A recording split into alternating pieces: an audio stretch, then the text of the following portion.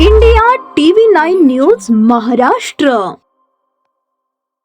सोलापूर पुणे राष्ट्रीय महामार्गावरील चिंचोळी MIDCतील बंद उद्योगाच्या गोडाऊनमध्ये टँगो पंच व भिंगरी ब्रँडचे बनावट उत्पादन सुरू होते.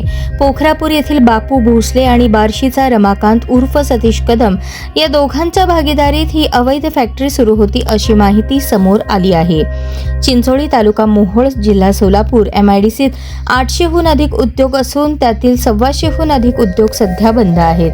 2018 आणि 2024 या वर्षात याच MIDCत MT ड्रग्सचा मोठा साठा सापडला होता. त्यानंतर आता बंद पडलेल्या उद्योगाच्या गोडाऊनमध्ये देशी दारू निर्मितीचा अवैध कारखाना आढळला. राज्य उत्पादन शुल्क विभागाच्या अधीक्षक भाग्यश्री जाधव यांच्या मार्गदर्शनाखाली त्यांच्या पथकाने 8 दिवस पाळत ठेवून बनावट फॅक्टरीचा पर्दाफाश केला. यात बापू भोसलेकडे बनावट दारूसाठी ग्राहक शोधायची तर फॅक्टरी सांभाळायची जबाबदारी रमाकांतकडे होती.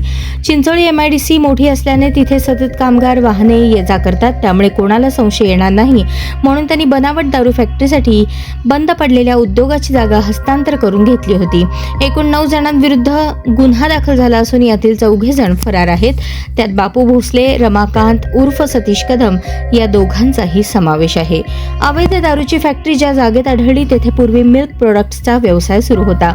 एप्रिलमध्ये त्या बंद उद्योगाचे वॉटर कनेक्शन बंद करण्यात आले होते. जून महिन्यात ही जागा रमाकांत कदम यांच्या नावे ट्रान्सफर झाली होती. त्यावेळी त्यांनी पुन्हा वॉटर कनेक्शन घेतले होते.